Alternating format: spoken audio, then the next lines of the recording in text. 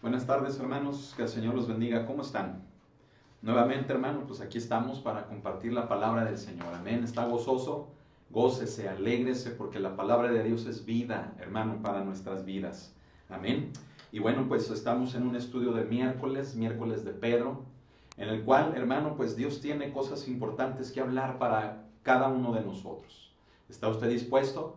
Invite a los suyos, tome nota, tenga su Biblia a la mano y vamos a orar para comenzar con esta reunión. ¿Qué le parece? Cierre sus ojos conmigo y vamos a ponernos en oración. Bendito Señor, te damos las gracias en este momento por este tiempo, Señor, que nos das de podernos reunir desde nuestras casas, Señor, a través de la presencia de tu Espíritu Santo, quien nos une, quien nos hace permanecer, mi Señor, en unidad. Te damos las gracias, Señor, porque aunque no nos podamos congregar en el lugar acostumbrado, Señor, podemos a través de tu Espíritu permanecer unidos. Y te doy las gracias en esta tarde, Señor, por un miércoles más, Señor, en el cual venimos a estudiar la carta del apóstol Pedro. Gracias, habla nuestras vidas. Guíanos, Espíritu Santo, en el conocimiento de tu palabra hacia toda verdad. Porque todo esto lo ponemos en tus manos. En el nombre de Cristo Jesús. Amén. Gloria al Señor. Bien, hermano, abra conmigo su Biblia en Primera de Pedro, capítulo número 4. Y vamos a los versículos del número 12 en adelante. Vamos a leer desde el 12, aunque es lo que estudiamos la semana pasada.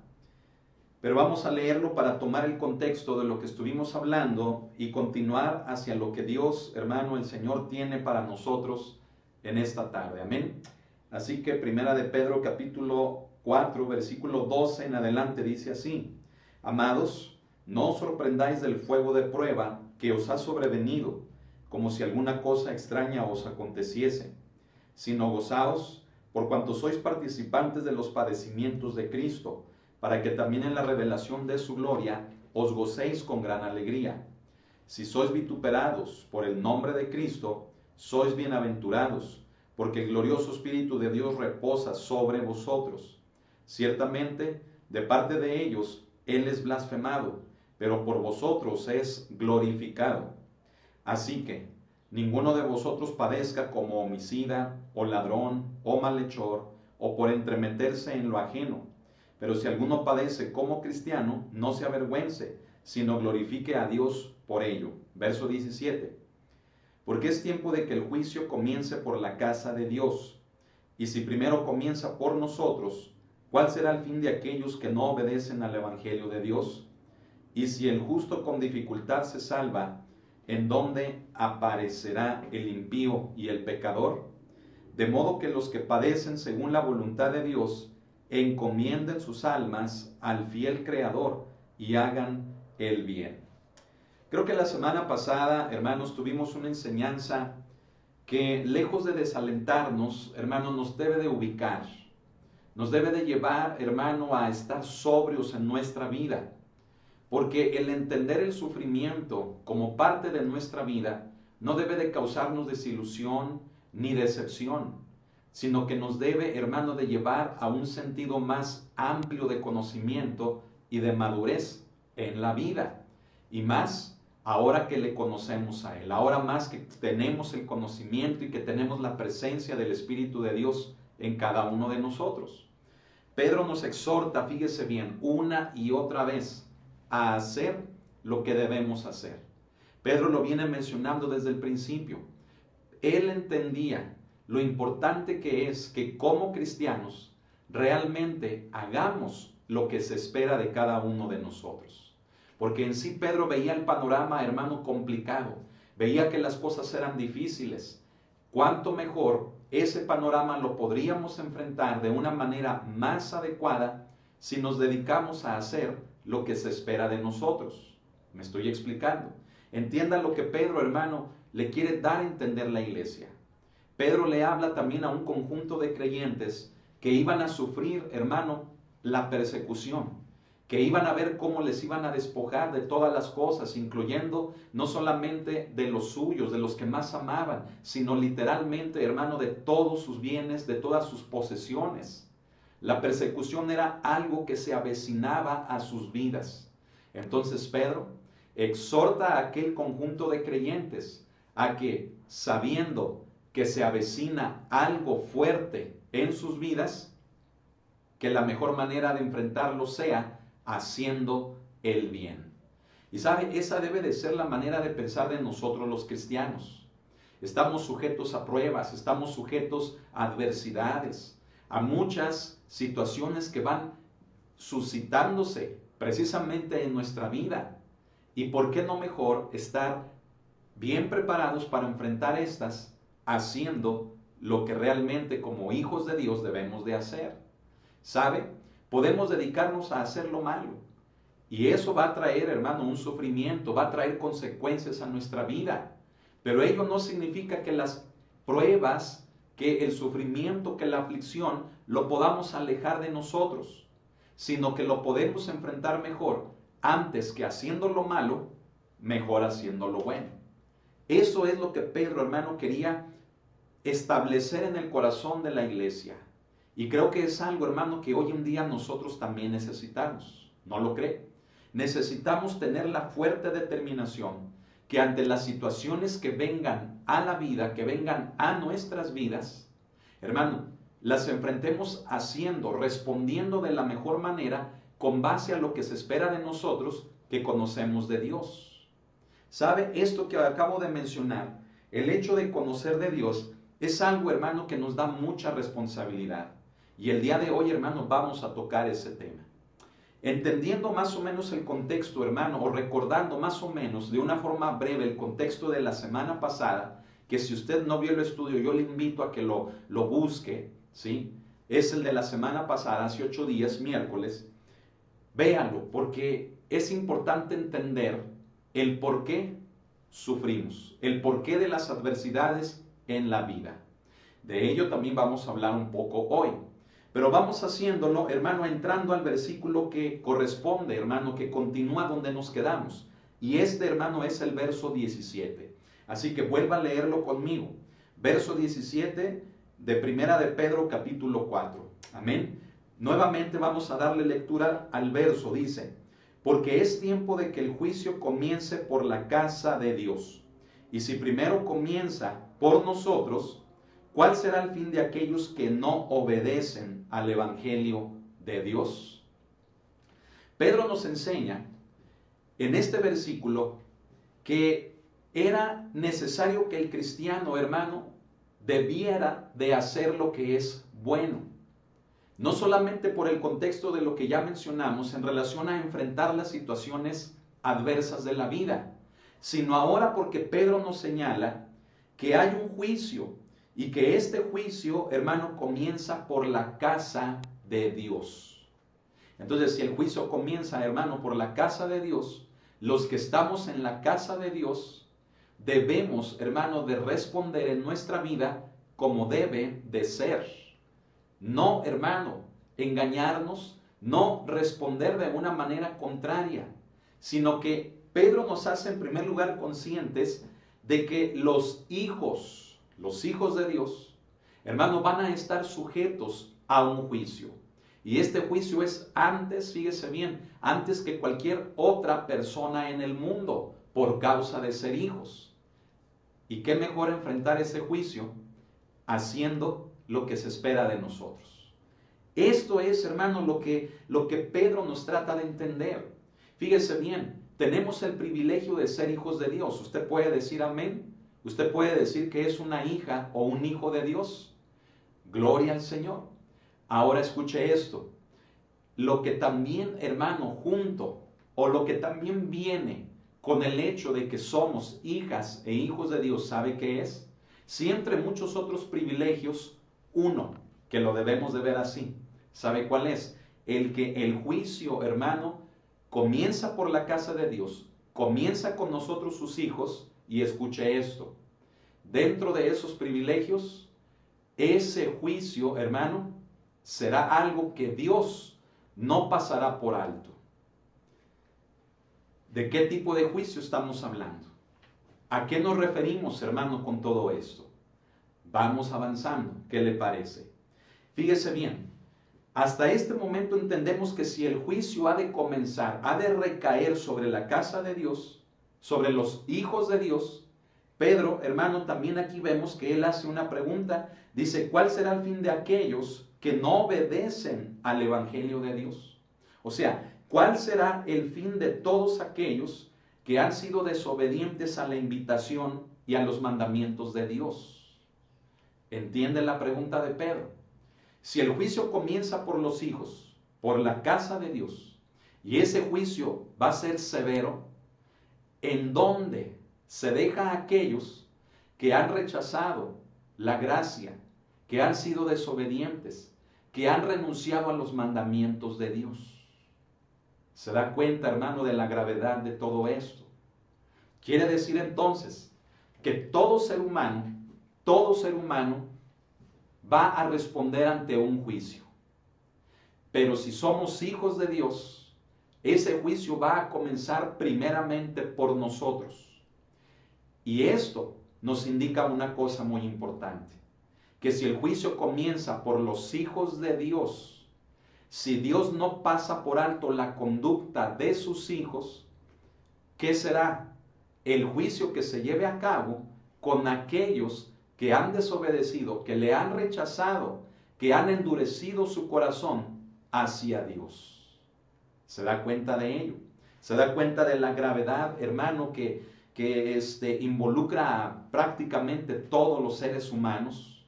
¿Por qué menciono gravedad? Porque si un juicio hay para aquellos que somos hijos, imagínese el juicio que habrá para aquellos que le rechacen a Él por Padre. Pero no hay más que de dos.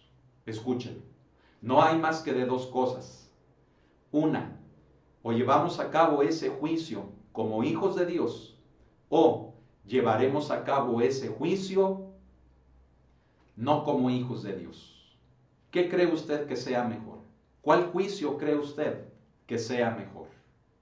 Podríamos decir, pues, es mejor el juicio siendo hijos de Dios. Quiero decirle que sí. Quiero decirle que sí. Y la afirmación a esa pregunta, hermano, se debe al hecho de que, aun siendo hijos, escúchelo, Dios, hermano, como nuestro Padre, se preocupa por nosotros. Por lo tanto, ese juicio, hermano, no es para destrucción, sino que ese juicio es una muestra de la preocupación y del amor de Dios sobre nuestras vidas. Imagínense aquellos que le han rechazado. Si el juicio para los hijos es duro, ¿cómo será el juicio para aquellos que no lo son? Eso es, hermano, lo que la palabra de Dios nos dice también. Hermano, en Proverbios capítulo 11, verso 31, ¿qué le parece si lo buscamos? Proverbios capítulo 11, versículo número 31, nos dice la palabra de Dios así: ciertamente el justo será recompensado en la tierra, cuanto más el impío y el pecador. ¿Sí? En otras versiones de la Escritura, ese mismo proverbio, el verso 31 del capítulo 11 de Proverbios nos dice así. Dice, si el justo recibe su merecido en la tierra, cuanto más el malvado y el pecador. Qué tremendo, hermano, es esto, ¿no lo cree? Fíjese, hermano, si nosotros siendo hijos de Dios, estamos sujetos, hermano, a una recompensa, y muchas de las veces esa recompensa, siendo con base a nuestros actos, no es, hermano, la que nosotros quisiéramos, por como han sido nuestros actos. Imagínese lo que es, hermano, la recompensa de aquellos impíos, de aquellos malvados y pecadores que le han rechazado al Hijo de Dios, a Cristo Jesús. Hermano, de lo que hoy estamos comenzando a hablar, fíjese bien, es algo, hermano, que sin duda nos debe de hacer reflexionar, nos debe de hacer despertar, nos debe de hacer, hermano, ya detenernos y decir, ¿qué estoy haciendo con mi vida? Amén. Aún como hijos de Dios, ¿qué estamos haciendo con nuestra vida? ¿Qué actos estamos llevando a cabo? cómo estamos viviendo la vida en el conocimiento de Dios. ¿Sabe? Quiero hablarle brevemente de cómo describe Pablo, relacionado con Pedro, cómo describe Pablo el juicio que será para los hijos. Pablo le llama, en Romanos 14, versículo número 10, le llama el tribunal de Cristo. Esto nos indica, hermano, que es un tribunal, es un juicio que se lleva a cabo, hermano, para los creyentes. ¿Me escuchó bien? Para los que somos creyentes. ¿Por qué la diferencia? Bueno, pues por lo que venimos hablando. Si el juicio comienza por los hijos de Dios y Dios no pasa por alto nada a sus hijos, cuánto más duro, cuánto más severo será el juicio para todos aquellos que no sean hijos de Dios. Por lo tanto, Pablo, hermano, solamente le quiero mostrar algunas cosas con base en la Escritura de cómo Pablo se refiere a ese tribunal en donde hemos de dar cuentas los que ahora somos creyentes en relación a todo lo que en nuestra vida, a partir del conocimiento de Él, nosotros hayamos hecho. Lea conmigo lo que dice Romanos, amén. Vamos a regresar a Romanos, vamos a buscar Romanos, capítulo 14, y vamos al versículo número 10, amén. Si ya lo tiene, léalo conmigo, dice, pero tú, ¿por qué juzgas a tu hermano? O tú también, ¿por qué menosprecias a tu hermano? Porque todos compareceremos ante el tribunal de Cristo, ¿sí? Todos compareceremos, dice la Escritura, ante el tribunal de Cristo. Pero se fijan las preguntas que hace Pablo allá arribita. Dice, pero tú, ¿por qué juzgas a tu hermano? ¿A quién juzgamos? A nuestros hermanos. Y Pablo nos hace la pregunta, ¿por qué los juzgas? ¿Por qué te conviertes en juez de tus hermanos? Como si eso fuera un sinónimo de que la persona que lleva a cabo un juicio sobre otro se sintiera mejor o superior a esa otra persona. Se da cuenta, hermano, que realmente no merecemos ese papel, no merecemos ese lugar de ser jueces unos de otros, porque todos vamos a rendir cuentas delante de Cristo. Pablo hace otra pregunta, dice, ¿por qué menosprecias a tu hermano? Esa palabra menospreciar nos indica un rechazo con base a sentirnos superiores o mejores que otros. ¿Quién nos ha hecho jueces para sentirnos así? ¿Quién nos ha dado esa autoridad para que nosotros, entre nosotros mismos, hagamos distinciones, haciéndonos ver como superiores a los demás? Realmente, hermano, nadie nos ha dado esa autoridad, sino que es una forma equivocada en nuestras relaciones lo que hacemos, que nos lleva a que precisamente nos convirtamos en jueces, a que critiquemos, a que ofendamos a los demás. Pero Pablo claramente nos dice, todos compareceremos. ¿Sabe qué significa eso? Que debemos de considerarnos. No somos perfectos, nadie lo es, pero estamos en un proceso de crecimiento y con base a ese proceso de crecimiento y madurez, tenemos que llegar al punto de amarnos, de perdonarnos, de sobrellevarnos. Cosa que si no hacemos, escuche, tendremos que responder ante Cristo en su tribunal. Y dice ahí, todos compareceremos. Le quiero explicar esa palabra, todos. Todos, hermano, incluye, escuche, a todo el conjunto de creyentes o de hijos de Dios en todo el mundo y en todas las edades. ¿Me expliqué bien?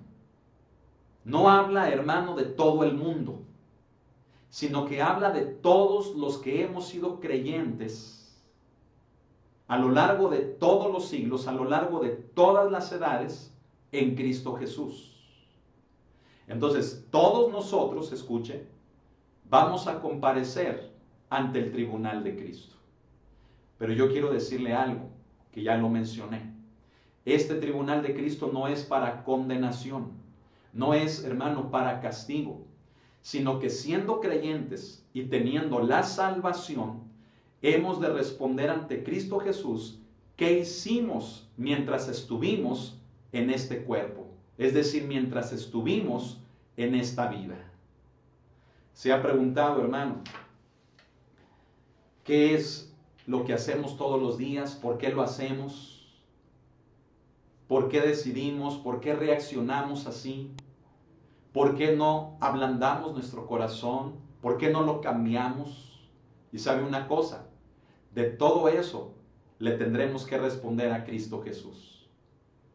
Y antes de pensar, fíjese bien, en los paros, en los pretextos, en las justificaciones que le vayamos a dar, ¿por qué no mejor pensar en hacer lo que realmente se espera que nosotros hagamos? ¿Se ha preguntado usted también eso? ¿Qué es lo que se espera de usted? ¿Qué conducta? ¿Qué forma de pensar? ¿Qué forma de hablar? ¿Qué forma de proceder se espera de usted? Tal vez usted sea de las personas que digan, a mí no me interesa, yo no soy monedita de oro para caerle bien a todos. Yo quiero decirle algo, deseche esa manera de pensar. Porque si usted ha decidido, fíjese bien, si usted ha decidido ser un hijo de Dios por entregarle su vida a Cristo, entonces esas frases y esa manera de pensar no va con alguien que voluntariamente le ha sometido su vida a Cristo, sino que ahora tiene a uno a quien agradar, quien es Cristo Jesús. Por lo tanto, no es que tenga que ser monedita de oro para todos, sino que viviendo, practicando el amor de Cristo en su vida, eso lo lleve a un cambio para con los demás, para con los que están a su alrededor, sean hermanos, sean familia, sean hijos, sean todas las personas que están a su alrededor. Y no es tanto que usted tenga que hacer lo que ellos quieran que usted haga, sino que usted, movido por el amor de Dios, encuentra la manera de poderse relacionar con todos. Por lo tanto, yo le hago nuevamente la pregunta, ¿qué tipo de conducta se espera de usted? ¿La está haciendo? ¿La está cumpliendo? ¿O se encuentra muy lejos? ¿Nos encontraremos tal vez muy lejos de vivir realmente como Dios espera que lo hagamos? Creo que, hermanos, pudiéramos decir que sí. Creo que pudiéramos afirmar que nos encontramos muchas de las veces muy alejados de la vida que Dios espera que nosotros manifestemos estando en este cuerpo, estando en este mundo. Piensa en ello. ¿Qué se espera de usted? ¿Qué palabras se esperan de usted? ¿Qué conducta, qué manera de pensar se espera de usted? ¿Usted es un hijo o una hija de Dios? ¿Qué tipo de conducta se espera de usted? ¿Estará manifestando esa conducta o todo lo contrario? Responderemos a Cristo por lo que hacemos. Y aunque digamos ya somos salvos, escuche esto. Lo que hagamos en esta vida, en la fe en Cristo Jesús, va a determinar la recompensa que Cristo, hermano, nos pueda dar. Amén. Vamos a ver eso. Ya le mencioné que no es un tribunal, hermano, para condenación, sino es para aquellos que ya somos salvos y hemos de responder ante Cristo por los actos en nuestra vida. Ahora acompáñeme a 2 de Corintios capítulo 5. 2 de Corintios capítulo 5 y vamos a leer el versículo número 10. Amén. Dice así la palabra de Dios, 2 de Corintios 5, verso 10. Porque es necesario que todos nosotros comparezcamos ante el tribunal de Cristo, para que cada uno, escuche, para que cada uno reciba según lo que haya hecho mientras estaba en el cuerpo, sea bueno o sea malo. ¿Sí? Lo que le acabo de explicar. Nuestros actos van a determinar, escuche, no la salvación ya la tenemos por gracia. Pero sí debemos de cuidar nuestros actos. Y como Santiago nos dice, nuestros actos deben acompañar a la fe que decimos tener en Cristo. si no sería una fe muerta, ¿sí? Nuestros actos deben de ser buenos, porque son los consecuentes a la vida que hemos elegido en Cristo Jesús. Cristo Jesús nos motiva, nos invita a una vida buena. Sería contraproducente, sería algo adverso el que creyendo en Cristo Jesús hiciéramos de nuestra vida algo malo. Cristo es luz, Cristo es vida. Por lo tanto, nuestros actos deben de hablar de esa luz, deben de hablar de esa vida. Y si estos no fueran así, hemos de comparecer ante el tribunal de Cristo para recibir, como dice aquí Pablo también, para recibir según lo que hayamos hecho mientras estuvimos en el cuerpo, sea bueno o sea malo. ¿Quiere usted ser premiado? ¿Quiere usted una buena recompensa? Entonces, viva conforme a lo que cree. Haga que sus actos hablen de en quién usted ha puesto su confianza. Amén. No quiera ganarse por sus actos la salvación. La salvación no es por obras. La salvación es por gracia, es gratuita, es algo inmerecido por nuestros pecados. Pero Cristo nos las dio en la cruz tomando ese lugar que a nosotros nos correspondía. Todo lo que tenemos que hacer para merecer esa salvación es creer en Jesús como el Hijo de Dios, arrepentirnos de nuestros pecados y vivir una nueva vida, ya no al pecado, sino ahora para Dios.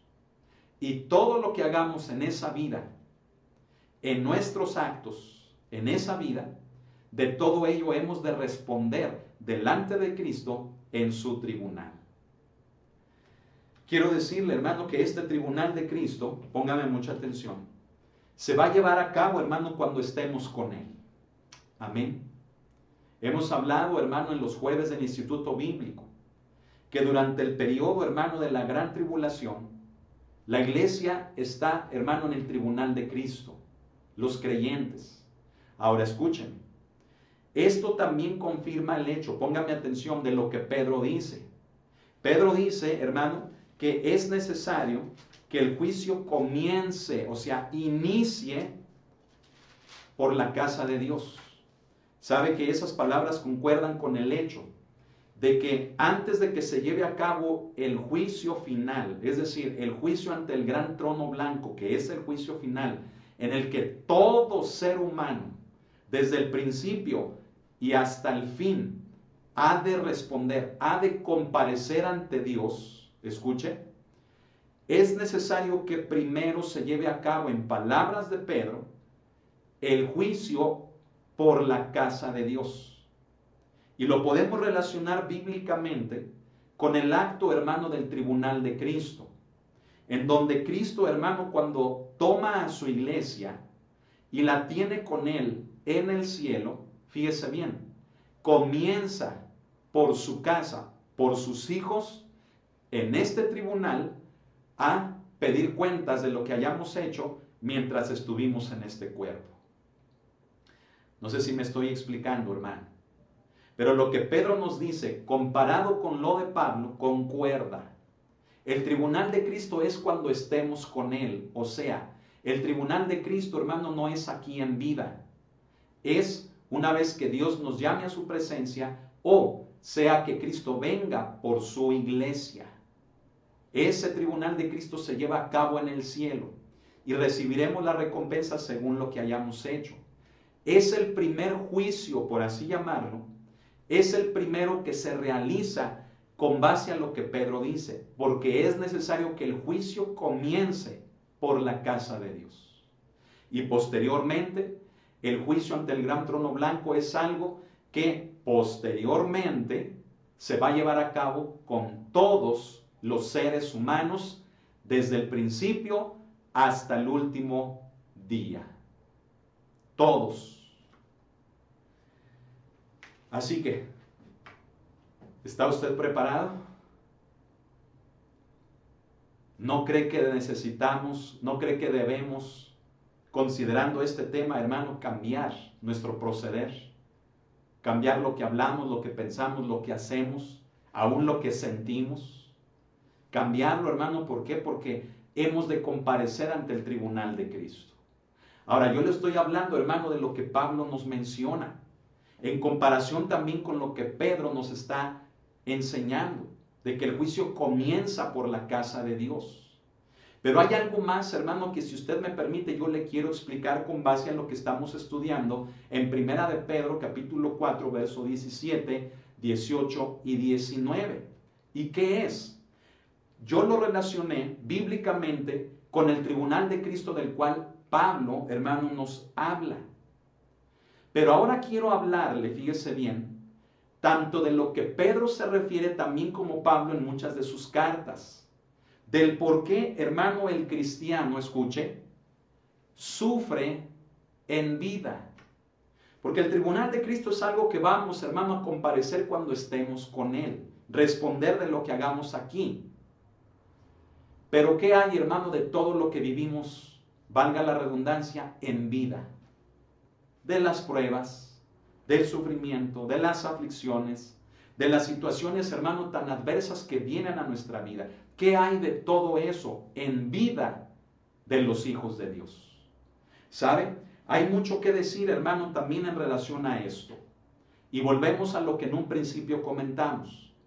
Si Pedro veía que la persecución tarde o temprano llegaría a los cristianos a quienes él les estaba hablando, a quienes les escribió la carta, entonces Pedro los prepara para que enfrenten esa persecución, escuche, para que enfrenten ese juicio, esa aflicción, ese sufrimiento, respondiendo con una conducta propia de ser hijos e hijas de Dios. No con lo contrario, no con desánimo. Ay, pues nos van a perseguir, nos van a quitar, nos van a matar. Ay, pues ya qué caso tiene que luche, que pelee, que viva, que trabaje, que estudie. Ya qué caso tiene. Como a veces decimos, ya se va a acabar el mundo. Ya para qué voy a la escuela, ya para qué trabajo, ya para qué me esfuerzo. No, hermano. En vida, escuchen, lo que ahora Pedro nos da a entender es lo mismo que aquellos creyentes al día de hoy. ¿Qué? Que si estamos sujetos a sufrimiento, al que lo podríamos comparar con ese juicio en vida, ¿sabe cómo lo debemos de enfrentar? ¿Sabe cómo estamos mejor capacitados para enfrentarlo?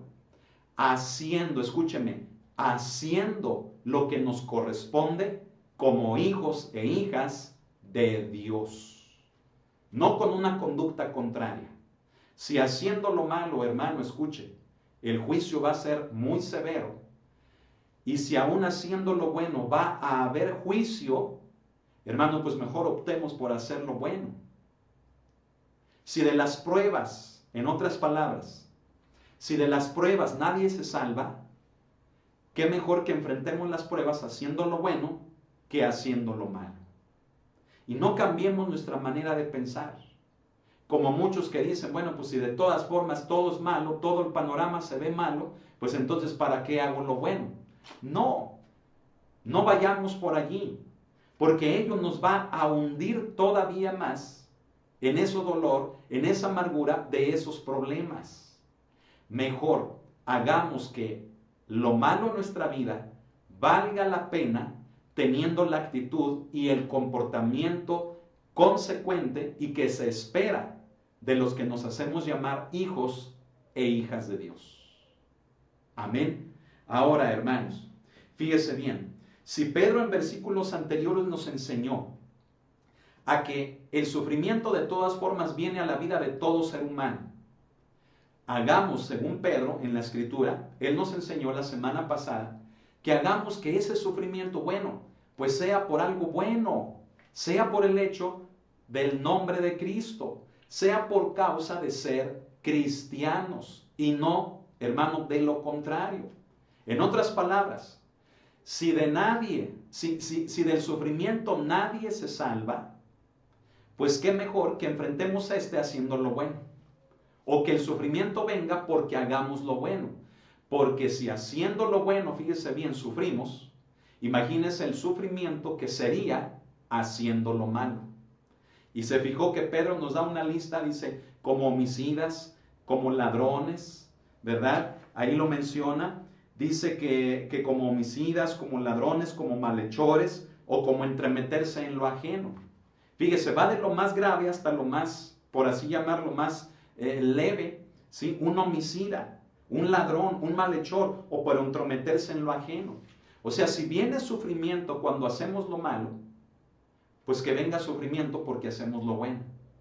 Puede ser mejor, puede ser más llevadero, nos puede llevar, escuche, a mejores cosas. Porque el dolor haciendo lo malo, el sufrimiento haciendo lo malo, puede hacer que en nuestras vidas, hermanos, simple y sencillamente, no salgamos de allí. Nos hundamos cada vez más. Nos amarguemos cada vez más. Que valga la pena, hermanos, si vamos a sufrir, escúchelo, que sea por lo bueno. Amén. Y entonces, fíjese bien, ¿por qué los hijos de Dios sufrimos? Responda a esa pregunta. ¿Por qué las hijas y los hijos de Dios estamos sujetos a sufrimiento? Vimos algunas razones también la semana pasada. Número 1, porque si Cristo, quien es nuestro máximo modelo a seguir, padeció, ¿qué nos espera a nosotros? Lo mismo. Número 2, decíamos también que el sufrimiento, hermano, no debe de estar lejos o no debe de estar fuera de la concepción de la vida cristiana. Por lo tanto, en la vida cristiana habrá sufrimientos, habrá padecimientos. ¿Por qué? Porque el número 1, si Cristo sufrió, también ese sufrimiento nos hace partícipes junto con Él de lo mismo. Es bíblico, es lo que hemos estado explicando.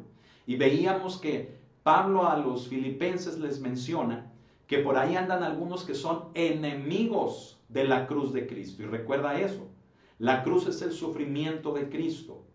Y los enemigos de la cruz de Cristo son los que se hacen enemigos de sufrir, que renuncian al sufrimiento. ¿Cómo renuncian al sufrimiento? Poniendo su confianza en los bienes de este mundo, en los placeres de este mundo. Se hacen amigos de este mundo, pero se constituyen enemigos de la cruz de Cristo, de la cual, escuchen, los verdaderos hijos e hijas de Dios se hacen acreedores a la misma cruz como la que Cristo llevó. ¿No lo dijo Él? Dijo, el que quiera ser mi discípulo, dice, tome su cruz cada día y sígame. Aquellos que renuncian al sufrimiento, que hacen ver que el cristianismo no es para sufrir, o no debe de haber sufrimiento, mejor dicho, no debe de haber sufrimiento en este, cuidado, enseñan una doctrina que es anticristiana. No quiere decir que veamos que el cristianismo es malo, o que lo veamos como algo, como un panorama horrible, horrendo de decir, ay, puro sufrimiento. No. Lo que trato de decir es que en la vida cristiana somos participantes junto con Cristo en sus padecimientos. Y no debe de ser cosa extraña. Por eso Pablo al principio, ¿verdad? En el versículo 12 él dice, no os sorprendáis del fuego de prueba. Debe de ser algo normal. Amén. Gloria a Dios. Pero ahora escuche esto. Ya mencionamos que porque Cristo padeció. Ya mencionamos, hermano, por el hecho de que somos participantes con Él. Y ahora, número 3, póngame mucha atención. ¿Por qué como hijos de Dios, por qué como hijas de Dios sufrimos? Escuchen, por causa del conocimiento que tenemos de Dios. ¿Me escuchó? Por causa de que le conocemos, por causa de que nos hemos acercado a Él, hermano. Por causa de lo que sabemos de Él, eso, hermano, nos da responsabilidad. Y cuando no cumplimos, escuchen, cuando no cumplimos con lo que sabemos, ¿sabe qué se genera? Sufrimiento. Pero Muy simple. Si cumplimos con lo que sabemos de parte de Dios, ¿sabe qué nos vamos a evitar? El sufrimiento. O tal vez un grado mayor de sufrimiento, porque vamos a ser partícipes de pruebas. Amén. Pero entonces, hermano, fíjese, ¿qué significa esto? El conocimiento es oro. Amén. El conocimiento vale oro, pero escuche, el conocimiento nos da responsabilidad. A ver, dígalo conmigo. ¿Qué nos da el conocimiento? Responsabilidad. Entonces, el conocer de Dios nos hace responsables de vivir una vida como a Dios quiere, como a Dios le agrada. Amén.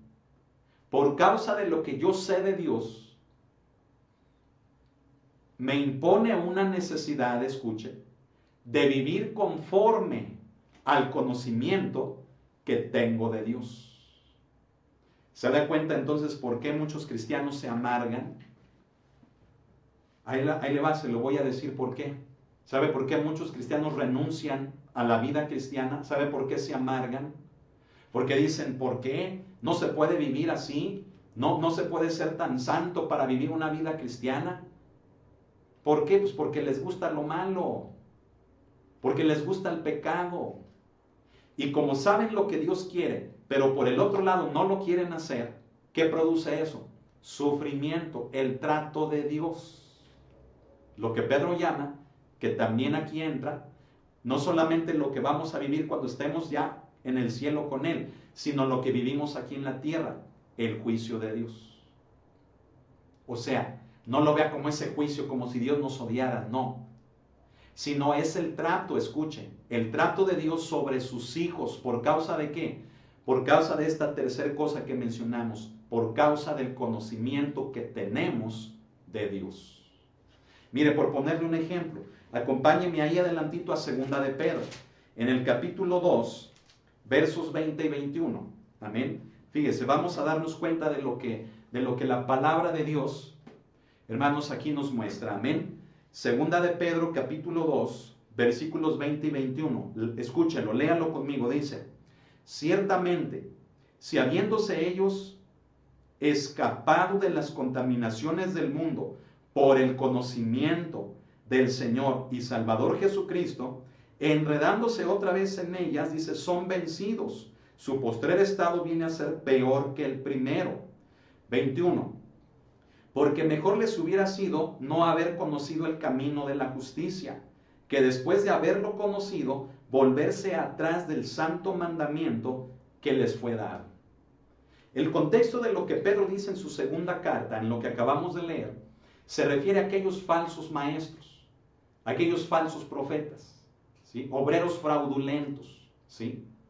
Pero, ¿sabe cómo llegaron a eso? Llegaron a convertirse en obreros fraudulentos, en falsos maestros, a partir de que un día conocieron la verdad. Conocieron la verdad. El conocimiento les dio responsabilidad. El conocimiento, como dice Pedro, los hizo escapar de las contaminaciones del mundo. Fueron salvos, en otras palabras. Escaparon del mundo, de la contaminación del pecado del mundo. Fueron salvos. ¿Pero qué hicieron? Dice que por causa del conocimiento del Señor Jesucristo que los hizo salvos, ¿qué hicieron? Se volvieron a enredar otra vez. El conocimiento que tenían, escuchen, el conocimiento que ellos tenían de Cristo, en lugar de hacerles mantener en una vida agradable a Dios, ¿sabe a qué los llevó? A renunciar a ese conocimiento y entregarse nuevamente a las contaminaciones del mundo. ¿Y por qué, hermano? Hay gente que hace eso. ¿Sabe por qué? Porque es más fácil, hermano, escuche, recibir los placeres de este mundo que el trato que Dios nos da como hijos de Él.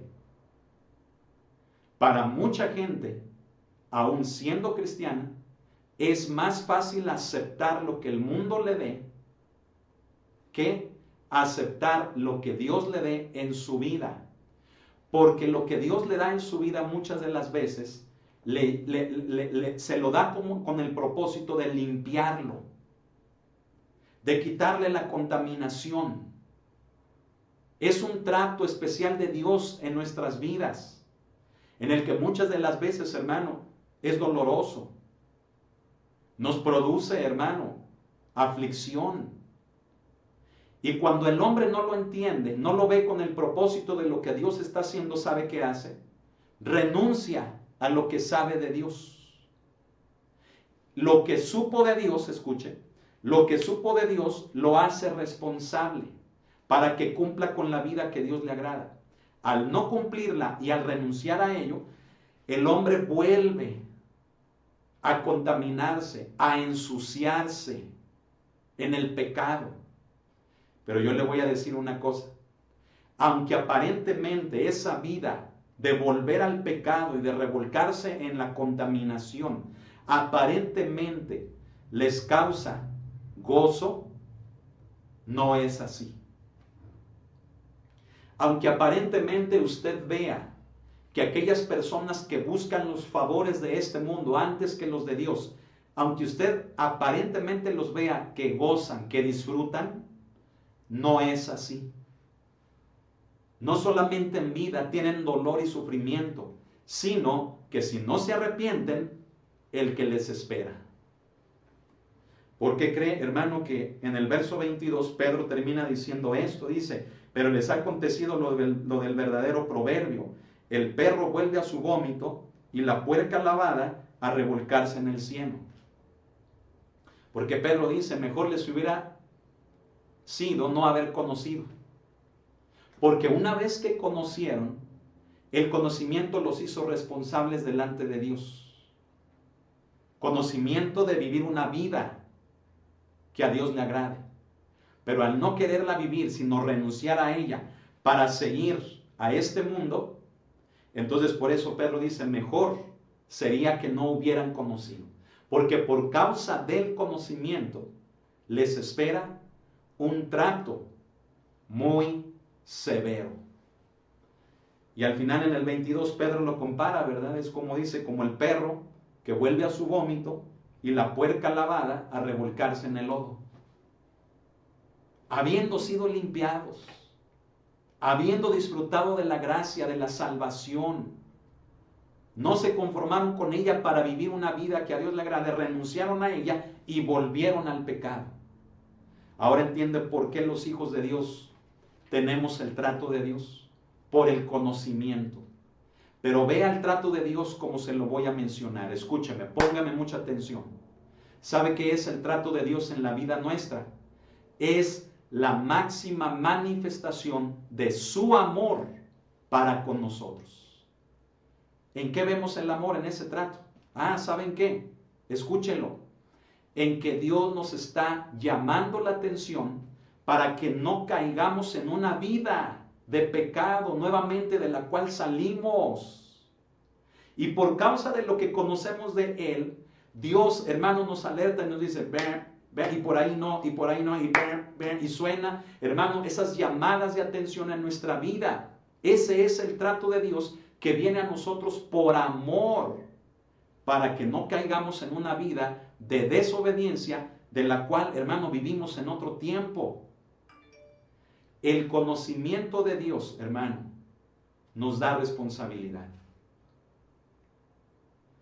¿Responsabilidad para qué? Para vivir una vida que a Dios le agrade. Si usted no está viviendo una vida que a Dios le agrade, conociéndole a Él, Dios le va a tratar. El trato de Dios va a venir sobre usted. No porque Dios no lo quiera, al contrario, porque lo quiere, lo trata para impedirle que usted salga de su gracia. Estamos entendiendo, hermano, qué importante es la enseñanza, amén. Y hay una cuarta cosa, hermano, que va relacionada con esto, del por qué, hermano, los hijos de Dios sufrimos. ¿Cuál es la cuarta cosa? Simple y sencillamente, porque Dios es nuestro Padre. Amén. A ver, ¿cuál fue la primera? Porque Cristo padeció. La número 2, porque somos participantes junto con Cristo, que es nuestro Padre, que es nuestro modelo, que es nuestro Señor, somos participantes de Él en los mismos padecimientos. O sea, el sufrimiento está ligado a la vida cristiana. Número 3, ¿cuál fue la 3? La que es por causa del conocimiento de Dios. Amén. Y número 4, ¿cuál es la 4? Por el hecho de que Dios es nuestro Padre. Amén. Acompáñeme a Hebreos. ¿Qué le parece? Agárrese, hermano, ahí donde esté sentado. Agárrese de la silla, del sillón. Agárrese del colchón, si usted está ahí en cama. Aunque esté en cama, ponga atención. Amén. Fíjese bien, Hebreos 12, del 7 al 11, porque Dios es nuestro Padre. Entonces, ¿qué dice del 7 al 11? Dice, si soportáis la disciplina, Dios os trata como a hijos. Porque, ¿qué hijo es aquel a quien el Padre no disciplina? Pero si se os deja sin disciplina, de lo cual todos han sido participantes, entonces sois bastardos y no hijos. ¿Qué le parece? Cuando no aceptamos la disciplina, ¿qué somos? Bastardos. ¿Y qué es un bastardo? Un bastardo es un hijo ilegítimo, o sea, de dudosa procedencia, ¿verdad? Pero el hijo, escuche, el hijo sabe quién es su papá. El padre sabe quién es su hijo. Y por causa de ese conocimiento mutuo, escuche, el hijo soporta la disciplina del papá. Porque la disciplina del papá no es para destruirlo. La disciplina del papá es porque lo ama. Y porque lo ama, quiere que sea un buen hijo. Y entonces viene la disciplina, hermano, sobre los hijos y sobre las hijas de Dios. Entonces se da cuenta, hermano, de que el cristiano no tiene por qué amargarse con lo que vive. Escúcheme, los creyentes no tenemos por qué amargarnos con lo que vivimos. Porque aunque nos cueste trabajo aceptarlo, escúchelo, la disciplina de Dios en nuestra vida es el ejemplo más grande del amor de Dios para con nosotros. Mire, si Dios no nos quisiera, seríamos unos bastardos. O sea, no nos reconocería a Dios como sus hijos, ni nosotros le reconoceríamos a Él como Padre. Creo, hermano, que cuando el hijo reconoce a su padre, el hijo se comporta como el padre. Y aun cuando el padre decida ejercer disciplina sobre el hijo la recibe, no la rechaza, el hijo la recibe. El que es hijo la acepta, porque sabe que la disciplina viene por amor, porque le ama, porque lo quiere como hijo, porque quiere que sea cada vez un mejor hijo o hija. Entonces, hermanos, dice en el versículo número 9 al 11, dice, ahí en Hebreos donde estamos, dice, por otra parte tuvimos a nuestros padres terrenales que nos disciplinaban y los venerábamos. Dice, ¿por qué no obedeceremos mucho mejor al Padre de los Espíritus y viviremos? O sea, a Dios. Y aquellos ciertamente, o sea, nuestros padres, dice, por pocos días nos disciplinaban, como a ellos les parecía, pero para lo que nos es provechoso, o sea, Dios nos disciplina para nuestro provecho. Entiéndalo.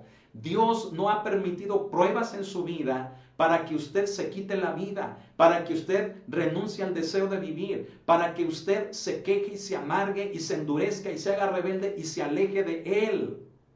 Dios ha permitido ese trato en su vida, esa disciplina, esas pruebas en su vida, escuche, para su provecho. Y aunque usted diga, caramba, pero qué provecho puedo sacar de que estoy todo enfermo, de que estoy ya terminal, de que estoy ya en quiebra, que estoy en bancarrota, qué provecho puedo sacar de esta vida sucia, asquerosa que he vivido y aparentemente en el conocimiento de Dios. Escúcheme, no se amargue. Todo lo que Dios hace en nuestras vidas es para provecho. Y antes de que usted esté viendo lo duro y lo tupido, usted debe de ver el amor de Dios que hasta el día de hoy no lo ha abandonado. no la ha abandonado. Y si usted ve lo duro y lo tupido, escúcheme, es porque usted así lo ha querido. Sus decisiones le llevaron a eso. La prueba, el trato de Dios vino a su vida para hacerlo regresar. Pero usted se empecinó en seguir ahí, en seguir mintiendo, en seguir robando, en seguir pecando. Usted se empecinó en todo eso. Y Dios con su trato, escuche, con su amor, lo quería una y otra vez hacerle volver. Pero usted lo vio como algo duro, ¿verdad? Nosotros lo vemos como algo duro de parte de Dios y decimos, Dios no me ama. Nadie podemos decir que Dios no nos ama. Porque lo que vivimos muchas de las veces es porque Dios nos está llamando la atención para volvernos a Él. Así que, ¿quiere ser un bastardo o quiere ser un hijo? ¿Por qué sufrimos? Porque Dios nos ama. Y cuando usted y yo decidimos cosas que Dios no quiere, escúchelo, vienen cosas a nuestra vida que decimos, ¿y ahora por qué? ¿Por qué tanto dolor? Mi vida siempre en sufrimiento. Pero le voy a decir por qué. Porque Dios siempre ha estado allí con usted. Y pese a que usted diga, es que Dios nunca ha estado conmigo. Ay, hermano, hermana, escúchelo. Dios siempre ha estado con usted. Y la prueba está en las aflicciones de su vida, que eran los medios por los cuales Dios le estaba llamando la atención para hacerlo volver a usted a Él y evitarle los errores de sus decisiones. Pero se da cuenta de que como seres humanos vemos lo que queremos ver y nos amargamos en ello. ¿Por qué sufrimos? Porque Dios, hermano, que es nuestro Padre, quien es nuestro Padre, no quiere que seamos bastardos, quiere que seamos sus hijos. Por último, quiero terminar con esto.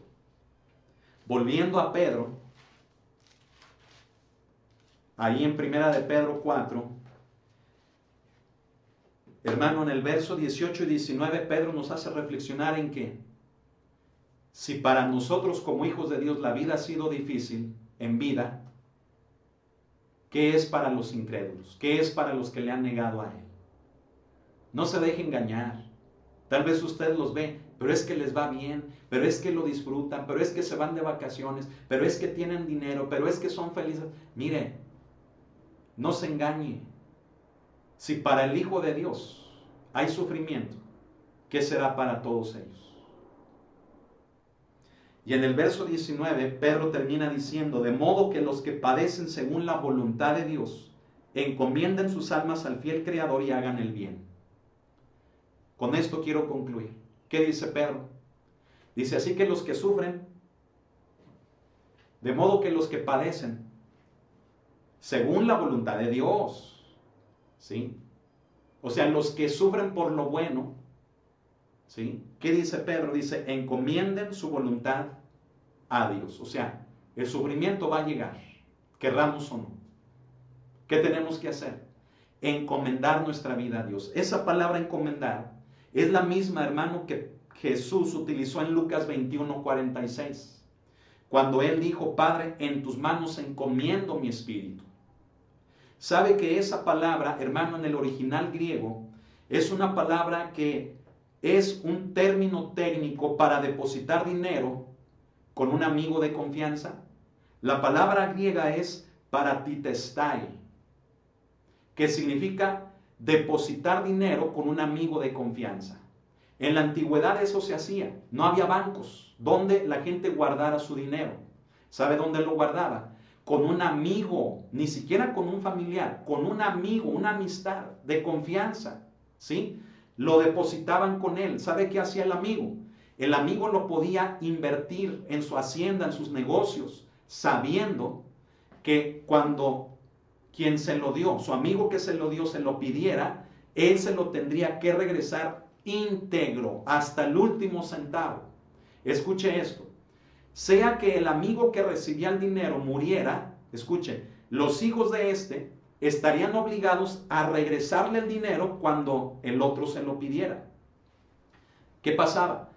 Que si el amigo moría, es decir, el que depositó el dinero en el otro moría, escuche, los hijos podían venir con aquel a quien su padre, por ejemplo, le dio el dinero y pedírselo. Y escuche esto, en ese trato, en ese convenio, más allá que firmar un papel, estaba de por medio la palabra, el honor. Tanto uno como otro estaban obligados a responder por ese honor. ¿Qué le parece? Sea que murieran, sea que vivieran, tenían que devolver ese dinero. Eso es encomendar. ¿Sabe de qué nos habla la palabra encomendar? De una forma extraordinaria de confiarle nuestra vida a Dios. Por eso Pedro dice, de modo que los que padecen haciendo lo bueno, encomiéndense a Dios. O sea, entréguenle su vida a Dios. Él no les va a fallar, porque Él por su palabra ha jurado, Él por su palabra se ha empeñado en bendecirnos. Entonces, hermanos, se da cuenta de que es mejor sufrir por lo bueno. Y cuando usted está en ese sufrimiento, no diga, ay, ¿por qué yo? Y otra vez yo. ¿Y por qué siempre? Usted diga, Señor, ¿para qué es esto? ¿Qué voy a aprender? Y por el otro lado diga, Señor, en tus manos encomiendo mi vida. Me deposito completamente en ti. Y listo. ¿Y qué dice? Dice, encomienden sus almas al fiel Creador y hagan el bien. Hermano, el mensaje de todo esto se resume en esto. El mensaje de todo lo que estudiamos se resume así. Confía en Dios y obra como es debido. Porque ahí termina, y hagan el bien. ¿Cómo quieres sufrir? ¿Haciendo el bien o haciendo el mal? El sufrimiento está ligado al ser humano, más al Hijo de Dios, porque Cristo sufrió. Somos participantes con Él, por el conocimiento que tenemos de Él y porque Dios es nuestro Padre. Así que, si quieres sacar algo bueno del sufrimiento, padece, o sea, sufre haciendo lo bueno. Encomiéndate a Dios y haz lo que es bueno. Amén. Quiero pedirles que cierren sus ojos. Cerremos nuestros ojos. Quiero invitar a los que deseen recibir a Jesús en su corazón. Quiero guiarles en una oración. Jesús tomó nuestro lugar en la cruz. No lo hizo una mujer, no lo hizo un hombre. Cristo es el único mediador entre Dios y los hombres. Y necesitamos un mediador por nuestros pecados. Y yo le invito a que hoy se arrepienta de sus pecados y reciba a Jesús en su corazón. Y haga conmigo esta oración diciendo así: Señor Jesucristo, en ti encomiendo mi vida. Me arrepiento de mis pecados y te pido perdón por ellos. Reconozco que eres Cristo, el Hijo de Dios, el Hijo del Altísimo, y te invito a mi vida, a que seas mi Señor, a que seas el Rey y el Salvador de mi vida. Creo en ti, y una vez más te digo, en tus manos encomiendo mi vida. Gracias, Jesús. Pon tu Espíritu Santo sobre mí. Trae a tu Espíritu Santo a mi vida. Gracias, Señor. A ti sea la honra y la gloria. Amén. Quiero pedirles a todos que nuevamente cerremos nuestros ojos. Y tal vez haya alguien que necesite romper la dureza de su corazón, doblegarse ante el Dios Todopoderoso, ante el Creador, y pedirle perdón a Él por tantos años de amargura, por tantos años de dolor y de estar alejado de Él. Si hubiera alguien así, yo le invito, póngase a cuentas con Dios, porque Dios no se ha ensañado con usted. Dios no se ha burlado de usted, ni lo ha utilizado como víctima para descargar en usted su odio, su ira. No. Sino que usted necesita reconocer que usted decidió sufrir, no por lo bueno, sino haciendo lo malo, y que ello le trajo consecuencias a su vida. Y usted necesita ponerse a cuentas con Él y pedirle perdón, volver al camino de Dios y entonces sufrir por lo bueno, sufrir con propósito y encomendar su vida al Señor. Oremos.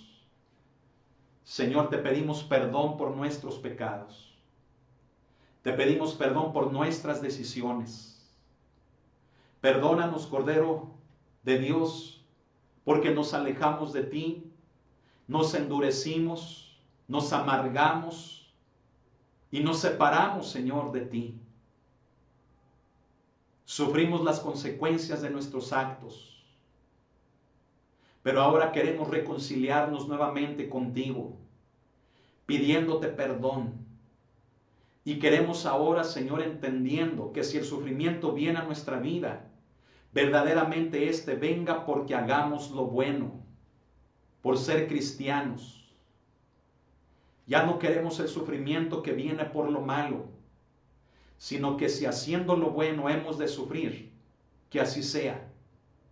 Pero sabemos que podemos depositar nuestra confianza en ti.